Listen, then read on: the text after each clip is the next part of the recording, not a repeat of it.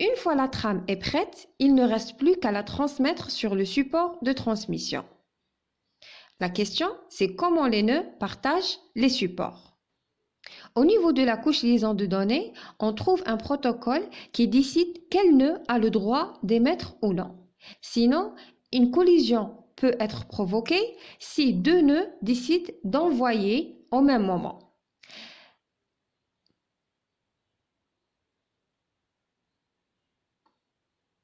Nous avons vu dans la première séance de cette matière qu'il existe deux types de topologie. La topologie physique ou la topologie logique. La topologie physique traite l'aspect matériel et comment sont interconnectés les périphériques du réseau. Et la topologie logique, elle traite la question comment les nœuds partagent un support de transmission. Le support peut être de type point à point ou partagé. Les liaisons point à point sont simples. Par contre, les supports partagés imposent un contrôle d'accès au support. Comme le trafic routier qui se doit être contrôlé, il est de même pour le trafic réseau. On distingue deux méthodes d'accès au support.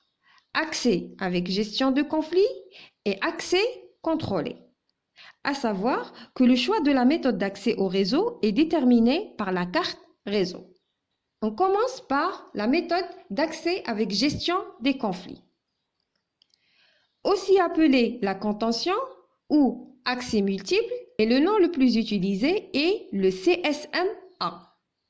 C'est une méthode non déterministe, car un périphérique peut tenter d'accéder au support chaque fois qu'il souhaite envoyer une trame. Pour faire, il écoute le canal de transmission et on appelle ça l'écoute de la porteuse.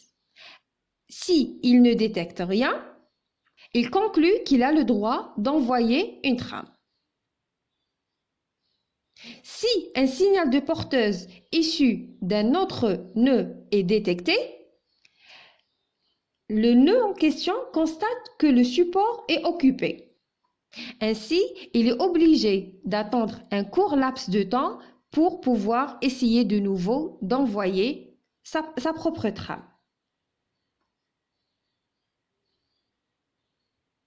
Deux principales variantes existent, le CSMA-CD et le CSMA-CA. Commençons par la méthode CSMA-CD. Il s'agit de la méthode d'écoute avec détection des collisions.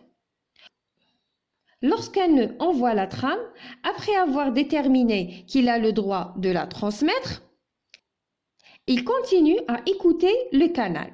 Si il s'aperçoit que l'amplitude des signaux dépasse le niveau normal, il conclut qu'il s'agit là d'une collision. Dès lors, il envoie un signal de congestion pour informer les autres nœuds de la situation. La technologie Ethernet utilise cette méthode. Maintenant, passons au CSMA-CA. C'est la méthode d'écoute du canal avec évitement des collisions. Pour transmettre une trame, le nœud se met en mode écoute. Quand le support devient libre, le nœud informe les autres nœuds de sa volonté d'utiliser le support. Et ainsi, le nœud peut envoyer ses trames. La technologie Wi-Fi utilise ce type de méthode. Passons maintenant à la méthode d'accès contrôlé. Aussi appelée accès programmé ou déterministe, avec cette méthode, les nœuds accèdent au support à tour de rôle. Une fois une trame est transmise sur le support, il faut qu'elle arrive à destination et soit traitée par lui pour que le passe-droit soit affecté à un autre périphérique. Si le périphérique qui a acquis le droit de transmission n'a rien à transmettre, ce droit passe à la machine suivante. Cette méthode est utilisée par les réseaux Token Ring et FDDI. Dans les réseaux Token Ring, le passe-droit est appelé token ou en français jeton. Il peut être une trame de données ou un bit. Il tourne d'une station à une autre.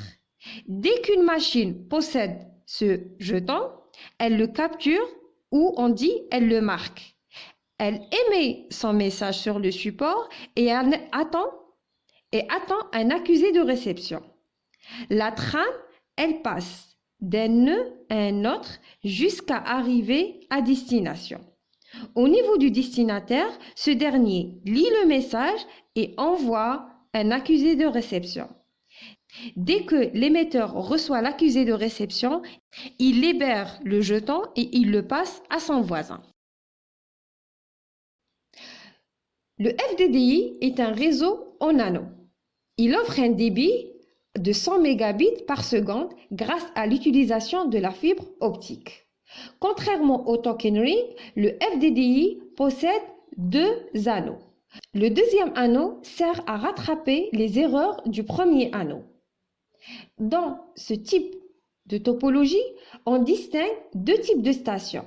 Les stations SAS, c'est-à-dire les stations à simple attachement, elles utilisent un concentrateur qui peut être un simple, le SAC, ou double attachement qu'on appelle le DAC.